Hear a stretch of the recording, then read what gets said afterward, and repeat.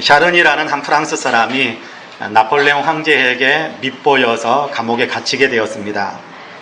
세월이 흘러가면서 그를 사랑했던 친구들도 샤르니를 찾아오는 일이 등한히 하게 되고, 황제에게 밉보이는 정치범이기 때문에 뭔가 거리를 두고 가까이 하지 않으려고 하는 것이 역력했습니다. 처음에는 자주 면회를 오던 가족들마저도 시간이 지나면서 면회 오는 주기가 조금씩 길어지더니 가족들도 얼굴 보기가 어려워졌습니다. 그럼 너무 쓸쓸했어요. 감옥에 갇혀 있는데 감방에 있는 조그만 조각돌 같은 것들이 있기에 그걸 하나를 돌 조각을 지워 가지고 벽에다가 글을 썼습니다. 아무도 돌보지 않는다. 아마 소망을 잃어버리는 순간이었던 것 같습니다. 아무도 나를 찾아보지 않는구나 라고 썼습니다. 그런데 어느 날 감옥 바닥에 깔려있던 돌 틈에서 푸른 싹 하나가 고개를 들고 피어오르는 것을 봅니다. 샤르니는 간수가 매일 그에게 공급하는 물을 조금씩 남겨서 푸른 잎사귀 위에 조금씩 부어주곤 했습니다. 그 싹이 점점 자라더니 꽃봉오리가 맺히게 되고 마침내 아름다운 꽃이 활짝 피었습니다. 정말 아름다운 꽃이었습니다. 그는 앞서 벽에 썼던 글을 지워버리고 그 자리에 다시 이렇게 썼습니다. 하나님이 돌보신다. 소망이 생기는 순간이었습니다. 아무도 돌보지 않는다라는 글을 적을 때는 자기 인생은 이제 다 끝났다라고 절망하는 그런 순간이었을 겁니다. 그러나 하나님이 돌보신다라는 글을 적을 때는 그러므로 꽃이 피어나는 것처럼 그러므로 내 인생에도 희망이 있다라는 생각을 했을 것입니다. 아무도 나를 돌봐주지 않을지라도 하나님께서 돌봐주신다면 나에게도 소망이 있다라는 그런 의미가 담긴 그런 글귀였을 겁니다. 그러던 어느 날 옆방에 면회 왔던 죄수의 딸이 샤르니의 감방을 지나가다가 그 감방 바닥 한쪽에 피어있는 아름다운 꽃을 봅니다. 너무 예뻐 보였어요. 감옥 안에 이렇게 꽃이 피어있는 것이 너무 감동적이었습니다. 감옥에 아름다운 꽃이 피었다라는 소문은 귀에서 귀로 입에서 입으로 전달되어 나폴레옹의 연인인 조세핀의 귀에까지 들어가게 됩니다. 조세핀은 황제를 찾아가서 꽃을 진심으로 사랑하고 돌보는 사람이라면 결코 나쁜 사람일 수도 없고 나쁜 사람이 될 수도 없다라고 말하면서 그를 석방해달라고 탄원을 했습니다. 그리고 그날로 샤르니는 석방되었다고 합니다. 하나님께 소망을 두었더니 그의 인생에 아름다운 꽃이 활짝 피게 된 것입니다. 오늘 우리가 읽은 시편 62편은 무릇 나의 소망이 그로부터 하나님께로부터 나온다라고 노래하고 있습니다. 나의 소망이 하나님께로부터 나온다라는 말을 새번역 성경에서는 어떻게 번역을 하고 있느냐 하면 내 희망은 하나님께 있다라고 번역하고 있습니다. 그렇습니다. 오직 하나님만이 나의 소망입니다. 오직 하나님만이 우리의 희망입니다. 샤르니는 사람을 의지했었습니다. 처음에 감옥에 갇혔을 때 자주 찾아와주던 사람들 때문에 외롭지 않고 그래도 이 사람들이 있으니까 그래도 내가 적적하지 않고 뭔가 변화가 일어날 수 있다는 희망을 갖고 그렇게 희망에 대한 생각을 품었었습니다. 그런데 그들은 희망이 되어주지를 못했지요. 변하는 겁니다. 점점 멀어지면서 마침내는 찾아오지도 않는 잊혀진 사람들이 되어버립니다. 그러니 얼마나 실망이 되었겠습니까? 사람에게 기대감을 가졌었는데 기대가 무너지며 낙심하게 된 것입니다. 그렇습니다. 그런 사람에게 희망을 걸다 보면 우리도 낙심하게 되고 때로는 상처투성이가 될 수도 있다는 사실을 기억하셔야 합니다. 그러므로 시편 62편 9절과 10절에서는 이렇게 노래합니다. 여러분 9절과 10절 오늘 우리가 읽은 본문 바로 다음 구절인데 같이 한번 읽어볼까요? 9절과 10절 같이 읽습니다. 아 슬프도다 사람은 입김이며 인생도 속임수이니 저울에 달면 그들은 입김보다 가벼우리로다. 포악을 의지하지 말며 탈취한 것으로 허망하여지지 말며 재물이 늘어도 거기에 마음을 두지 말지어다 라고 노래합니다. 사람은 의지할 대상이 되지 못한다라는 것입니다. 사람은 스스로 자기 자리마저 지킬 수 없을 정도로 너무 가벼운 존재입니다. 불면 날아가 버리는 존재, 수시로 변하는 그런 존재더라라는 것입니다. 그러므로 사람도 의지할 대상은 아니다. 재물도 의지할 것은 못 된다. 그렇게 또 이야기합니다. 다른 사람을 억압할 수 있는 강한 힘을 가졌다고 해서 그 사람이 의지의 대상이 되어줄 수 있는 것은 아니더라. 재물이 많아진다고 해서 삶이 견고해지는 것도 아니니까 재물이 늘어난다고 해서 거기에 희망을 두지 말라라고 우리에게 가르칩니다. 시편 62편은 다윗의 시입니다. 다윗이 지은 시다 그런 얘기입니다. 다윗이 지금 이 고백을 하고 있다 그런 얘기입니다. 다윗이 어떤 사람입니까? 이스라엘의 왕이잖아요. 힘을 가졌고 권세도 가진 사람입니다. 얼마든지 다른 사람들을 자기 마음대로 부릴 수 있고 또 얼마든지 많은 재물을 가진 사람이고 또 가질 수 있는 사람입니다. 그런데 그 모든 것이 자신을 든든히 설 수 있게 만들어주지는 못하더라라고 고백합니다. 평강을 보장해주지는 못하더라라고 이야기하는 겁니다. 그것들을 의지하고 그것들을 붙들었는데도 인생이 흔들리고 요동하며 혼란을 겪으며 넘어지고 쓰러지더라는 것입니다. 결코 소망이 될 수 없더라는 것입니다. 그러면서 그는 하나님만이 내 인생의 진정한 소망이 된다라고 고백합니다. 본문 5절을 볼까요? 같이 한번 읽읍시다. 5절 같이 읽습니다. 시작. 나의 영혼아 잠잠히 하나님만 바라라. 무릇 나의 소망이 그로부터 나오는도다. 할렐루야. 나의 소망이 그로부터 나오는도다. 나의 희망은 하나님께 있다. 그렇게 이야기하고 있습니다. 내 희망은 오직 하나님에게만 있다라고 고백하는 겁니다.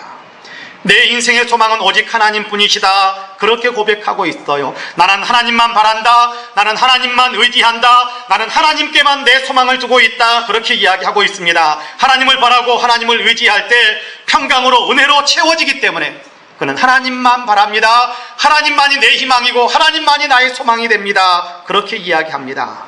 그래서 본문 6절과 7절에서 그렇게 고백하지요. 같이 한번 읽어볼까요? 6절 7절.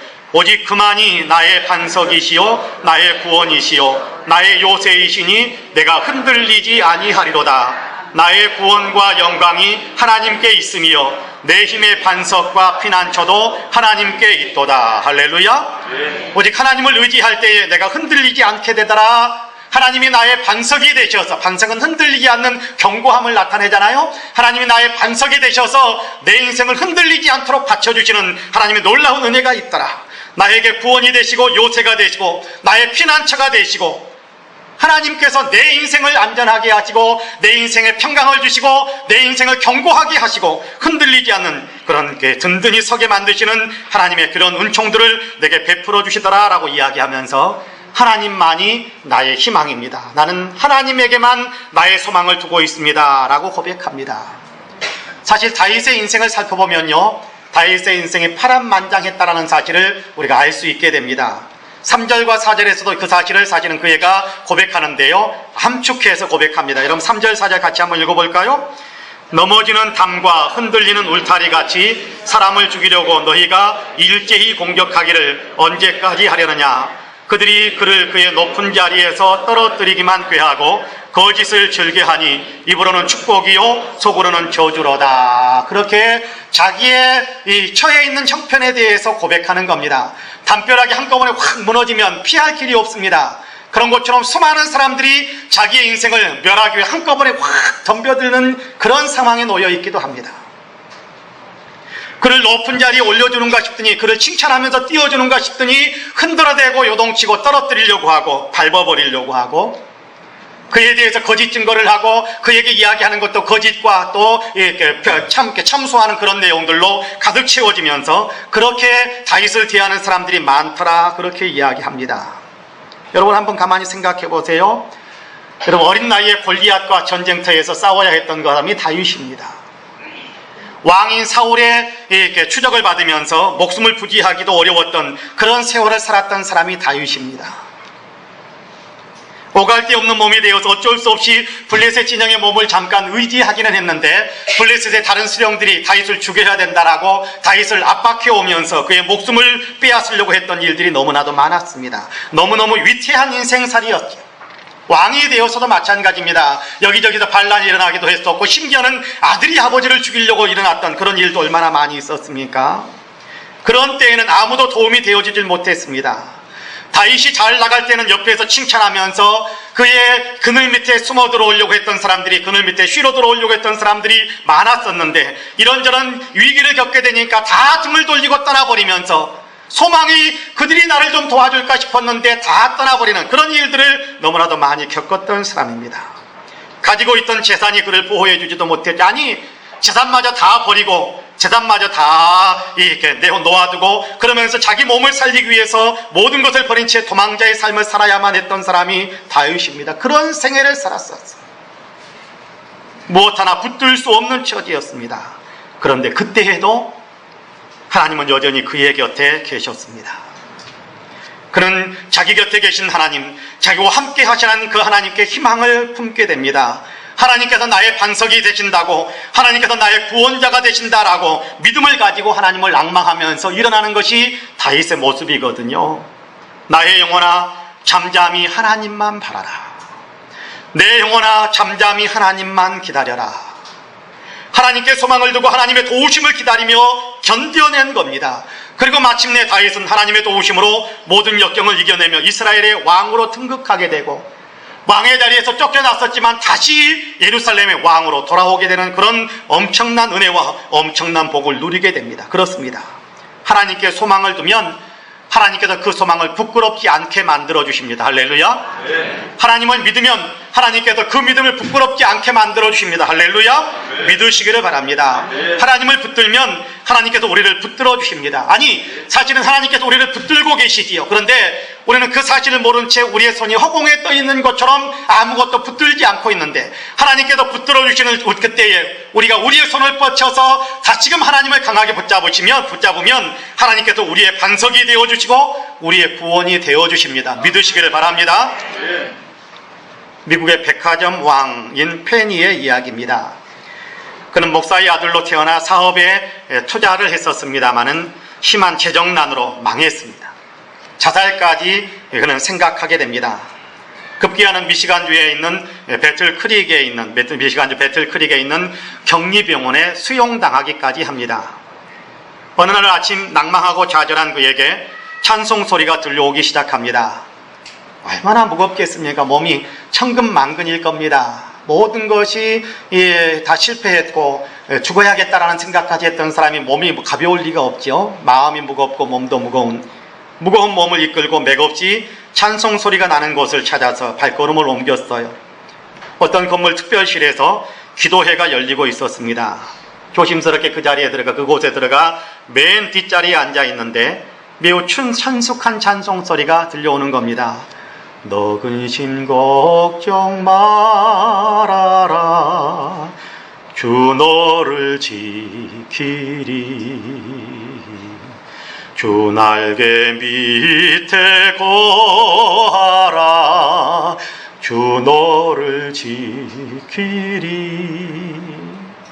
많이 들었던 찬송, 많이 불렀던 찬송입니다.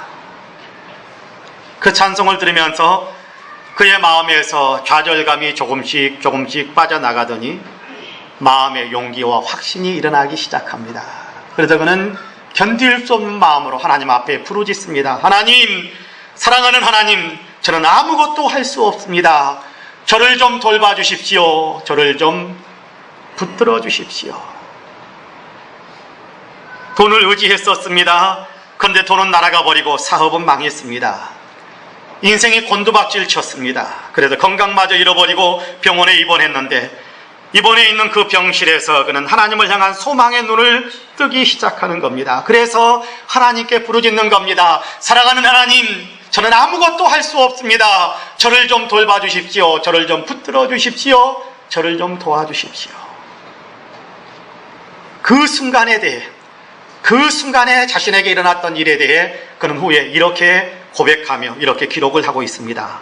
나는 칠흑같이 어두운 공간에서 찬란한 태양빛으로 옮겨지는 느낌이었고 마음속에 무거운 짐이 옮겨져서 그 방을 나올 때는 새로운 사람이 되었습니다. 나는 마비된 심령으로 풀이 죽어서 그곳에 들어갔으나 해방되어 기쁜 마음으로 나왔습니다.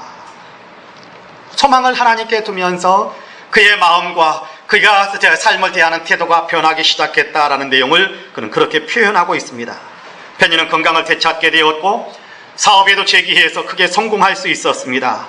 하나님께 소망을 두었더니 전능하신 하나님께서 그의 인생을 복되게 만들어 주신 것입니다. 할렐루야. 네. 그렇습니다.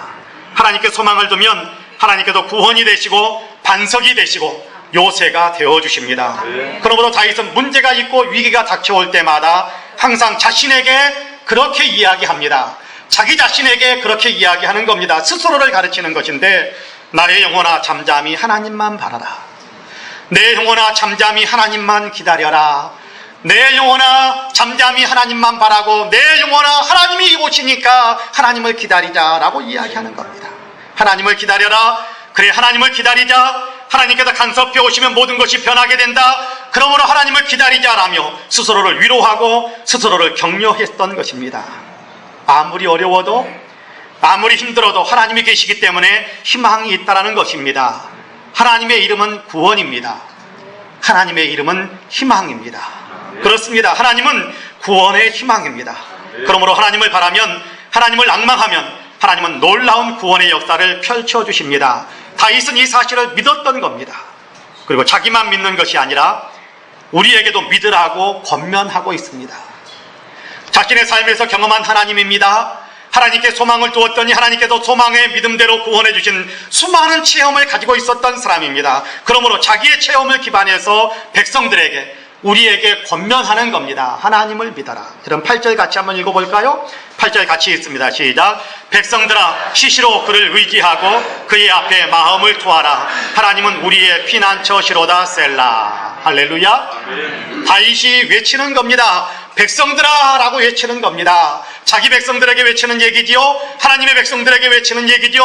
하나님을 믿는 사람들에게 이야기하는 것입니다. 뭐라고 이야기합니까? 시시로 그를 의지하라. 시시로, 항상 좋을 때뿐만 아니라 인생의 쓴맛을 보고 있을 때에도 변함없이 하나님을 의지하라라고 말합니다. 하나님을 의지하는 것은 하나님 앞에 마음을 토해내는 것이다 라고 이야기하지요. 마음을 토해낸다, 하나님께 내 마음을 쏟아놓는다, 그런 얘기입니다. 하나님 앞에 마음을 쏟아놓는다는 것은 기도하는 것을 이야기하지요. 마음에 있는 모든 것을 다 하나님께 쏟아놓는다는 얘기입니다. 그 대표적인 모습이 바로 한나가 기도하는 모습 아닙니까? 사무엘상 1장에 보면 한나가 기도한, 2장에 보면 한나가 기도하는데, 그 기도하는 모습 속에서 한나가 내가 하나님께 내 마음을 쏟아놓았다, 그래서 하나님과 마음을 통했다, 그렇게 이야기합니다. 그런 기도로 하나님 앞에 내 자신의 모든 문제를 다 쏟아 놓아야 한다.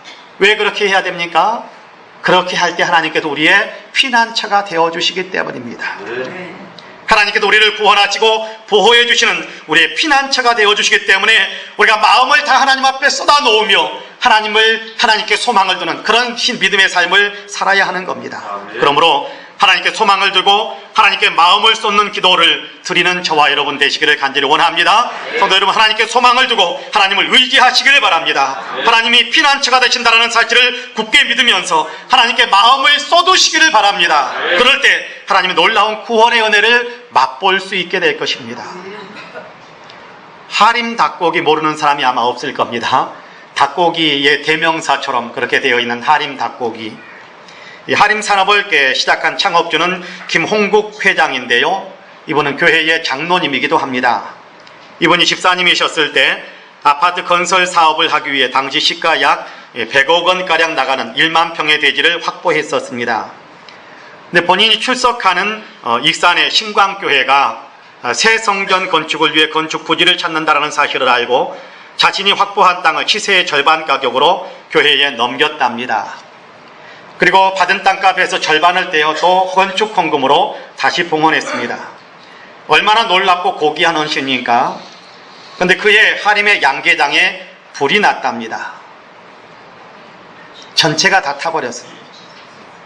하림이 완전히 망했습니다. 어찌 이런 일이 일어날 수 있겠습니까? 김 집사님의 헌신적인 믿음을 보아서는 틀림없이 축복을 받는 것이 당연하다고 생각되는데, 이것은 축복이 아니라 저주에 가까운 일이 일어난 것입니다.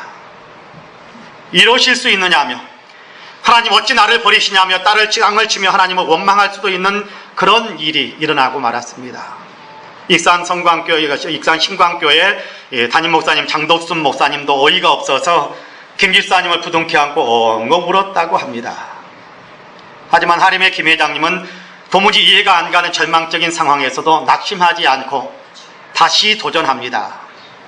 자본이 없으니까 할 수 없이 싼 땅을 찾아서 경상도 산골짜기에 들어가 비닐하우스를 치고 닭을 기르기 시작했다고 합니다. 그런데 그해 전국적으로 교류독감이 돌아 양계 농장마다 엄청난 타격을 입었습니다.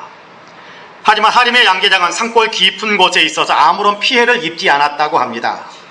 양계업이 전국적으로 타격을 입을 때 하림은 오히려 엄청난 흑자를 달성했습니다. 돌이켜보면 양계장에 불이 난 것은 징벌도 저주도 아니라 자기 자녀를 피할 길로 인도해 주신 하나님의 은혜였다라고 고백합니다. 당장 눈앞의 손해 때문에 원망하고 좌절한 것이 아닙니다.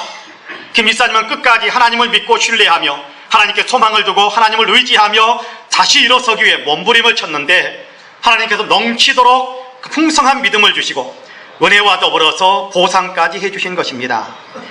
몇 년 전에 제가 들은 경보에 의하면 그때 당시에 하림의 연매출이 5조 원이 넘는다고 합니다. 지금쯤이면 아마 7조 원이 넘을 수도 있을 겁니다. 그는 인터뷰에서 이렇게 고백했습니다. 하나님 말씀 안에서 살면 고난도 축복인 것을 알게 되었습니다. 인간적으로 볼 때 고생이지만 하나님의 관점에서 보면 축복이라는 것을 깨닫고 이제 계속 도전하고 모험하는 것이 두렵지 않게 되었습니다. 라고 이야기합니다. 하나님께 소망을 두고 하나님을 의지하고 어떤 일에든지 도전하고 또 도전할 수 있는 힘을 얻었습니다. 라고 고백합니다. 김홍국 회장은 화재 사건이 일어난 현장에서 찬송을 부르면서 기도했고 하나님께 소망을 두고 헌신하면서 재기할 수 있었다라고 고백합니다. 성도 여러분께서도 하나님께 소망을 두시기를 바랍니다. 지금 눈앞에 펼쳐진 것이 전부인 것은 아닙니다. 지금 내 피부에 느껴지는 것이 전부인 것은 아니다, 그런 얘기입니다. 지금 내가 직면한 현실이 내가 원하는 모습이든지 아니면 내가 원하지 않는 모습이든지 어떻든지 간에 시시로 그렇습니다. 항상 좋은 때든지 좋지 않은 때든지 내가 원하는 모습에 내가 놓여 있든지 간에 아니면 내가 원치 않는 그런 모습에 내가 놓여 있든지 간에 시시로 그렇습니다. 항상 모든 일들 가운데서 하나님께 소망을 두고 하나님께 마음을 쏟는 기도로 나아가시기를 주님의 이름으로 간절히 축복합니다. 히브리서 6장을 보면요, 소망을 갖는다라는 말을 하면서 그 소망이라는 것은 영혼의 닷과 같다, 그렇게 이야기합니다. 닷이 뭡니까? 배를 묶어 놓는 것이 닷 아닙니까? 바다에 청살처럼 되어 있는 것을 깊이 내리기도 하고, 때로는 부둣가에 어떤 뚝에다가 묶어 놓는 일을 하는데 그 모든 것을 닷을 내린다, 그렇게 표현을 합니다. 배가 움직이지 않도록, 떠내려가지 않도록 든든하게 묶어두는 역할을 하는 것이 닷입니다. 그런데 소망을 갖는 것은 이와 같이 영혼의 닷을 갖는 것과 같다, 그렇게 이야기합니다. 영혼이 떠내려가지 않도록 꽉 붙들어주는 그런 역할을 하는 것이 소망이다, 그렇게 이야기하는 겁니다. 그렇죠? 닷이 없으면 여러분, 배는 바람과 물결에 좌우될 수밖에 없습니다. 바람 부는 대로, 물결 치는 대로 흔들려 다니게 됩니다. 마찬가지로 우리의 영혼도 중심을 잡아주는 닷이 없으면 예측 불가능한 우리의 인생의 기후에 따라서 이리저리 요동치고 흔들리고 떠내려갈 수 있게 될 것입니다. 그러나 하나님께 소망을 두고 하나님께 닻을 내리면 우리의 영혼은 안전합니다. 떠내려가지 않게 됩니다. 하나님께 닻을 둔다, 하나님께 소망을 둔다라는 얘기는 하나님과 하나가 된다, 그런 얘기입니다. 여러분, 묶어 놓으면 하나가 되는 거잖아요. 묶어 놓으면 하나. 소망은 묶어두는 것입니다. 그러니까 우리가 하나님께 소망을 둔다라는 얘기는 하나님께 내 자신을 묶는 것과 똑같은 것입니다. 하나님과 하나로 연결되는 거지요. 하나님이 계시는 곳에 우리가 있게 되고 우리가 있는 곳에 하나님이 함께 계시게 되는 겁니다. 이 땅에 사는 동안 하나님과 연결되어 하나님의 도우심을 받으며 살아가게 되고 이 땅의 삶을 마감하더라게 될 때에도 하나님께서 붙들어 주시고 하나님께 이끌어 주신 은혜로 하나님께 나아가 천국에 이르게 되는 것입니다. 이 일을 위해 하나님께서 예수 그리스도를 세상에 보내주셨어요. 베드로 사도는 그래서 예수님의 부활하심으로 우리에게는 산 소망의 문이 열렸다라고 이야기합니다. 주님의 십자가와 부활하심으로 인해 우리에겐 천국의 길이 열렸다라는 것을 이야기합니다. 그렇습니다. 하나님께 소망을 둔 사람은 이 땅에서도 하나님과 함께 살아가게 되고 그리고 이 땅을 떠나더라도 하나님과 함께 사는 영원한 천국에 이르게 되는 것입니다. 성경은 이 사실을 우리에게 굉장히 강하게 가르쳐주고 있습니다. 지금은 은퇴하셨습니다마는 미국 LA 은혜교회에서 심호하셨던 김광신 목사님이라는 분이 계십니다. 서울에 있는 강시성을 가신 목사님 내외분이 LA 은혜교회에 김광신 목사님과 함께 식사를 하게 됐습니다. 그 교회에 가서 집회를 하고 집회 마지막 날 그 집에 초대를 받아서 함께 그 집에서 식사를 하게 됐습니다. 은혜교회는 굉장히 큰 교회인데 목사님은 13평짜리 아파트에 살고 계셨답니다. 그러면서 함께 식사하자고 초청을 했는데 그 초청되어서 정성껏 준비한 식탁에 보니까 반찬은 한 3가지 정도 그렇게 놓여 있었던 것으로 기억한다고 이야기해 주었습니다. 집회 일정을 모두 마친 후라서 조금은 지친 사모님이 김 목사님에게 말했습니다. 여보, 3일만 휴가를 좀 주세요. 여기 한국에서 온 강 목사님 사모님과 둘이 팜스프링에 가서 그곳에서 휴식을 취하고 좀 재충전하고 그렇게 휴가를 좀 즐기고 싶습니다.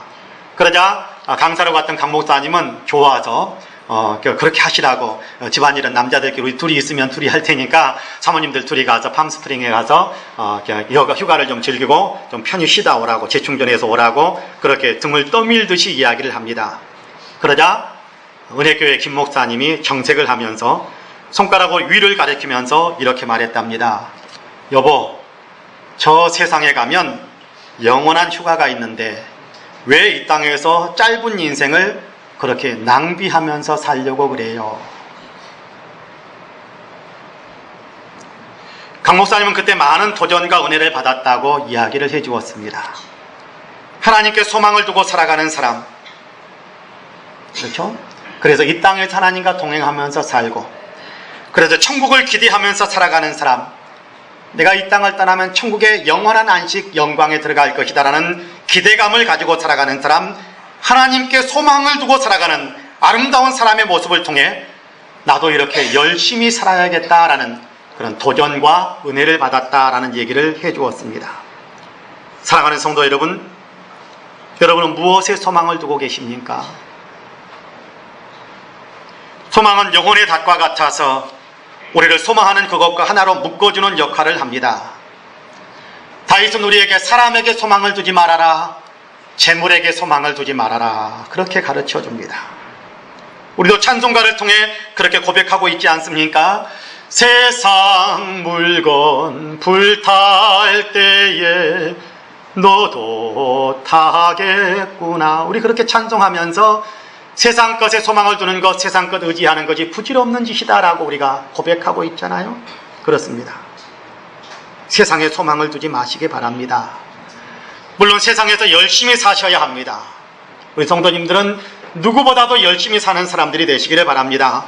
최선을 다해서 살아가셔야 합니다. 하지만 거기에 인생 전체를 거는 것은 바람직하지 않습니다. 그것이 전부인 양 생각하면서 살아가는 삶은 바람직하지 않다, 그런 얘기입니다. 우리는 하나님께 소망을 두어야 합니다. 하나님과 하나가 되어야 한다, 그런 얘기입니다. 하나님께 소망을 두면 우리는 하나님과 하나로 연결됩니다. 하나님께 소망을 두고 하나님을 의지하며 하나님께 마음을 쏟으며 기도하며 나아갈 때 우리는 이 땅에서도 하나님과 하나가 되어 하나님의 도우심을 받으며 살아갈 수 있게 되고, 이 땅을 떠날 때에도 하나로 연결되어진 하나님께서 이끌어 주시기 때문에 천국에 들어가는 사람들이 다 됩니다. 이 세상에서도 하나님의 도우심을 받으며 살아가게 되고 영원한 천국에서 영광의 안식에 들어가고, 그렇습니다. 하나님께 소망을 두는 사람들에게 이루어질 놀라운 특권입니다. 그러므로 사랑하는 성도 여러분, 저와 여러분이 모두는 진실로 하나님을 내 인생의 유일한 소망입니다 라고 고백하며, 하나님이 내 인생의 유일한 소망입니다라고 고백하며 하나님께만 소망을 두고 하나님께 소망을 둔 그런 사람의 삶을 살아가는 저와 여러분이 다 되시기를 주님의 이름으로 간절히 축복합니다. 아멘. 기도하겠습니다. 은혜로우신 하나님, 그리스도 예수를 통해서 하나님을 알게 하시고 하나님께서 우리를 위해 예비하신 놀라운 축복들을 우리로 하여금 알게 하심을 참으로 감사합니다. 믿음으로 하나가 하나님과 연결되어져서 하나님께 소망을 두는 삶을 살아갈 수 있도록 놀라운 은총을 우리에게 베풀어 주셔서 참 감사합니다. 그럼에도 불구하고 저희는 때로 세상의 것에 눈이 멀어서 영적인 눈이 닫혀짐으로 인해 우리가 이 땅에서 사람을 소망을 두고, 사람을 소망으로 두고, 재물의 소망을 두고, 또 이런 세상 것에 소망을 두고 그것과 함께 묶여진 그런 삶을 살아가려고 할 때가 얼마나 많았는지 모릅니다.